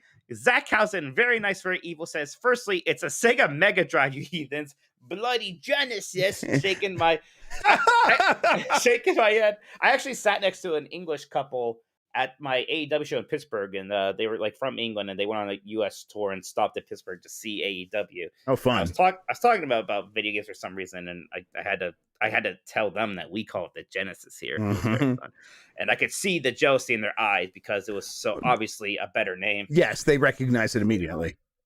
To answer your question, I'd love either Desert Strike or Micro Machines to be on the service. I put way too many hours into my mom's Mega Drive playing those two games as a kid, so the nostalgia factor would be amazing for me. I haven't played actually Desert Strike, and it always looks fun. Micro Machines would be cool. The beast, that guy who's playing every Nintendo 64 game, one of the earlier ones he got was actually the Micro Machines for Nintendo 64, which I didn't even know was a thing. Even that looked fun. So those are good games. I know. I always wanted to play the Micro Machine game for N64 where you plug it in all four controllers, and then each person can use half of a controller, so you could have 8 people racing at the same time. I'm like, well, I never had that many friends, but I would like to do that. And you never will. No, of course, definitely not now. Dugan says you can borrow some of my friends soon. So okay, cool. Yeah, they won't like you, but maybe they'll do what I tell them. It's fine. I don't need friends. I just need people to play Micro Machines. You need bodies. Yes. Dugan says it's wild that Comic Zone isn't on there already because it's on every single one of the Genesis plug-and-play boxes. So for completeness sake, Comic Zone is my pick. I hope Nintendo does some more custom save states with access to late game unlockables like they did for the SNES and NES games. Comic Zone is a really good. It is a big just. It is a big just use save states because it can be hard. It's more of an actual like an adventure puzzle game than you think. There's a lot of kind of using inventory items to progress through screens. It's not so much just a pure brawler, but it looks so cool. It has so much style. Even as a kid, even though I could barely get past the first level, I liked the game a lot. If you ask me what I thought about it, I say that's a great game. I can't get very far in it, but it's fantastic. Mike, can we pause for a second? Okay. Let me see here. I might have to leave to go get my daughter if I can't get my wife to pick her up. Because we're running a little bit late, and that's because we got started late, which was my fault. Yeah, we get started too late. Let's see. Ooh, the suspense. Yeah. If you have to leave, can you just leave? Can you just leave it and let me finish, or do you? Yeah, I know. I could totally do that. Yes. Oh, finally. Yes. All right, hang on. Because by the time I get back, it'll probably just. You could just let me know, and I can just remote close it from my phone or whatever. Sure, I can just text you. We had a lot to talk about today. That's true. Yeah.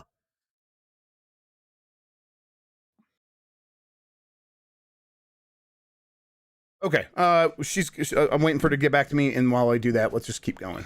Okay, we'll keep going for now. Next one here is I should go really slow. Oh my god, I saw one down here that I can't. It should have been my answer. I can't believe I forgot about it. Oh yeah, But look at that one. anyways, Yeah. but first, Velocity Prime 1 said, Pulse Man, it's the project Game Freak put out before Pokemon. It's incredibly snappy and fun, while also having one of the most wonderfully Caesar-inducing visual styles imaginable. Yeah, that's a good answer. Bowling Soccer V-Ball Champ Bob says, when we talk about older games being ported to NSO, a lot of answers are prefaced with, it'll never happen. But, however, the game that I can 100% without a doubt guarantee we will never see the light of day again is Michael Jackson's Moonwalker, which is exactly why I wanted on NSO. The sheer reaction plus the added hindsight to playing that game in 2022 will be fascinating to see. Yeah, like what you do in the game, you collect children. Like there's children hiding in like closets, and you go and find them, and they go, "Thanks, Michael," and then they run away. That's what you do in that game. Pennywise says, my first console was the Genesis, and I would love to see NHL 94 added. I don't really like modern sports games, but back then, playing hockey in the Genesis in the mid-90s was so exciting. This was in Colorado when all the kids in town were suddenly excited about hockey thanks to the Avalanche going to the playoffs. So I always had a soft spot for those older hockey games, particularly 90 and 9 NHL 94. This was also during peak Red Wings rivalry, Jeff. Red Wings rivalry. Jeff. Yes. Hard to say. Avalanche might win it all this year, so that's exciting too. So this is the right answer. Tink said Rocket Knight Adventures. In my opinion, Sparkster is the best third-party mascot, but he never got much love for whatever reason. Yeah, I can't believe I forgot about this. This is like one of my favorite Genesis games, maybe my favorite Genesis game. And it's just made by Konami. It's not on any other existing thing yet. There should be no weird licensing thing. This should be very easy to get on there. Konami already has games on NSO. This needs to happen like now. Rocket Knight Adventure is fantastic. And I have nothing bad to say about Rocket Knight Adventure either. either. Jeff can't say anything bad about it, and it's a Genesis game, so that shows you how good it is. M-Man Goldie says, I want Quackshot and Bonkers. Yes, I understand Bonkers probably isn't good, but it's my youth, damn it. Come on, John Drake, prove your worth. I haven't played that game, but it's supposedly not bad. It's also Konami. I think it kind of reminds me of Bugs or of Tiny Toons. Buster Bunny breaks out for the SNES. Like it has that charge mechanic. So it doesn't look bad. Good and Creamy says Cyborg Justice played it again recently, and it turns out that ripping arms off of robots and attaching them to yourself is still pretty fun. I can believe that. Turbo Giggy 64 says a sort of forgotten shmup, Airbuster for the Genesis is a solid title that should be on NSO just for the Kick-Ass soundtrack. That sounds familiar. I don't know too much about it. Reese Elliott says Tiny Toons Adventures, absolute banger, but it's no Nintendo chickens, just Nintendo chickens just came up and off right. So this is different from Buster Bust Loose. This one's more of a pure 2D platform, but also very good. Something with island in it. It's like island something. But it's also Konami. And this was 16-bit era was Konami's time. They just had banger after banger. Yes, every game was good from them at that time. Octa says, I have little to no experience with the Genesis, so I'll say Uncharted Waters, New Horizons, since we don't get enough good pirate games, and this one seems to have some rad ideas. Naval JRPG, similar to Sid Meier's Pirates, or maybe the more recent Horizons Gate. True, but again, apparently the Genesis version of Sid Meier's Pirates is actually very good. I'm gonna have to try that. I'm gonna download it tonight. Winnie says Moonwalker again. Rev says all the cross-platform games, but with the good sounds. Pablo Casas, I don't know. Honor Palmer, Tournament Golf. Just kidding. I never owned a Genesis, so I don't know anything about the console or its library games. However, it would be nice to get some of those impossible titles on the service. For example, Moonwalker or Garfield Con the Act. Garfield Con the Act has really nice animation, actually. It's not a bad-looking game at all. I remember it looking good. Yeah. Hoff says there's only one answer. Chuck Rock. It has the greatest opening intro music of any game ever. Rocking out to this with air guitars as 8-year-olds was the coolest thing ever. There's even a goddamn dinosaur in the band. Also, the game is fine. I feel like they added every SNES caveman game, right? To that service, though. Chuck Rock's probably coming. And then God Rizla finishes here with very easy answer. The Odd Offense. Don't know what that is. I feel like you just got caught saying something terrible or something. Odd Offense. Odd Offense. Weird. God Rizla wouldn't do me dirty like that. Yeah, so I see the Game Gear version, so let's see if there's a real Mega game. Drive. Yeah, looks like a real thing. Okay, fair enough. I don't know if it's any good. It looks like a Euro platformer. Ew. Yeah. Oh, man, it's true. I mean, so is Chuck Rock, which is also why that game's not very good. All right, Mike. I think I have just enough time if we are finishing now. But if you want to talk about games, I got to let you go. No, because I already talked about. I beat SteamWorld Dig 2 just so that you would like me, Jeff. I do. I'm so glad you played that game. It really is one of my favorites. I did like it. I got it. Again, it's not like one of my favorites like you, but I did understand. I did turn that corner. I'm like, oh, this is a lot of fun. Right. And like I beat it right when I picked it up again, so I went through it all very quickly. Yeah, it was pretty quickly, right? Yeah, exactly. I think you got the idea of like what I get out of it anyhow. Well, that's it then. Thank you so much for listening to us Nintendogs. Next week, we are doing Nintendo 64 NSO games. Big surprise, I know. I think I'm going to go on Twitch right after this, on twitch.tv/Dokoto to play some of that Halo Season 2. So follow me on there. I'll probably jump on in about 10 minutes or so. Jeff, what's up with you? Yeah, when I get back, maybe I'll be able to hop on with you. That'd be fun. I'll be tomorrow, Star Wars, May the 4th. I'll play Star Wars games. Day after that, Rift Tracks, the game is out. Or actually, later that night. So let's just play tomorrow night. Rift Tracks the game, everybody. Well, Twitch.tv/Jeff. Bye.